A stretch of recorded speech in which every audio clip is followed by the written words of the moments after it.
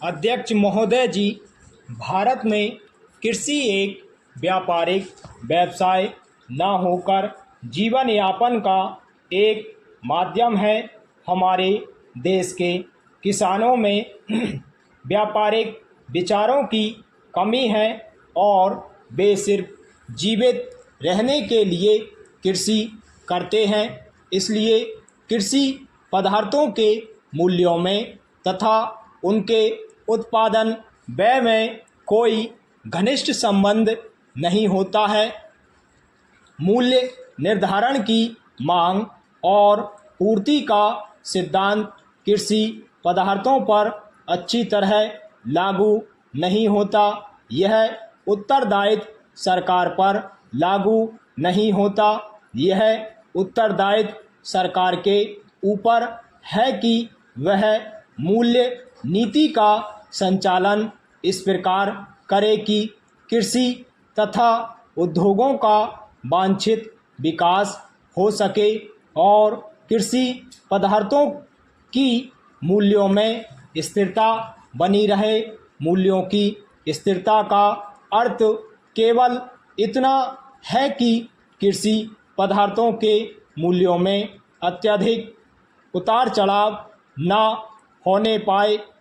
हमें ज्ञात है कि 1929 की विश्व मंदी के कारण हमारे किसानों की कैसी हालत हो गई थी। दूसरी ओर दूसरे महायुद्ध के दिनों में और उसके बाद मूल्यों में जो बढ़ोतरी हुई है उसका देश की अर्थव्यवस्था पर कितना बुरा प्रभाव पड़ा है। यद्यपि किसानों को वांछित लाभ ही हुआ, किंतु देश के नियमित विकास के लिए ये दोनों परिस्थितियां बाधा उत्पन्न करने वाली सिद्ध हुई हैं। भारत में कृषि मूल्यों की स्थिरता का प्रश्न पिछले कुछ सालों में मुख्य रूप से सरकार के सामने आया है। जून 1954 तथा उसके बाद के समय में मूल्यों में निरंतर कमी होती गई। पैरा सभापति महोदय, किसानों की आर्थिक दशा को सुधारने के लिए यह बहुत ही आवश्यक है कि कृषि उत्पादन को बढ़ाया जाए। उत्पादन अधिक बढ़ जाने से मूल्यों के गिर जाने का वह बना रहता है। 1929 की विश्व मंदी का प्रभाव भारतीय किसानों पर भी बहुत बुरा पड़ा था। देश के किसान कर्ज के बोझ से बुरी तरह से दब गए थे।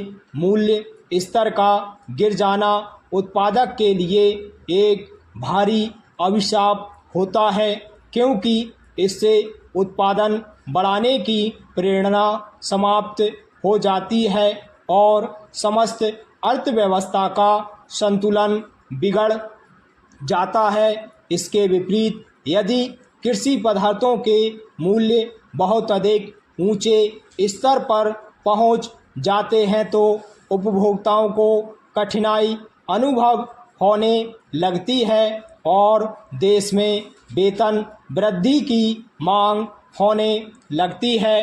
दूसरी ओर कृषि पदार्थों के मूल्यों का प्रभाव बड़े उद्योग धंधों पर भी पड़ता है। यदि कपास का भाव बढ़ जाए तो कपड़े के मूल्य पर भी इसका प्रभाव पड़ेगा। कहने का तात्पर्य यह है कि देश में सामान्य मूल्य स्तर पर कृषि के मूल्यों का गहरा प्रभाव होता है। समाज के विभिन्न वर्गों के हितों में सामंजस्य बनाए रखने के लिए यह आवश्यक है कि कृषि पदार्थों के मूल्यों में स्थिरता रहे। दूसरे शब्दों में कृषि पदार्थों के मूल्यों में कमी होना उत्पादकों के लिए तथा वृद्धि होना उपभोक्ताओं के हित के विरुद्ध है और सरकार को इस प्रकार की मूल्य नीति अपनाने की आवश्यकता पड़ती है। जिससे प्रत्येक के हितों की रक्षा हो सके और देश का उत्पादन अधिकतम सीमा तक पहुंच सके, साथ ही साथ देश के प्रति व्यक्ति आय तक सामान्य रहन सहन का स्तर ऊंचा हो।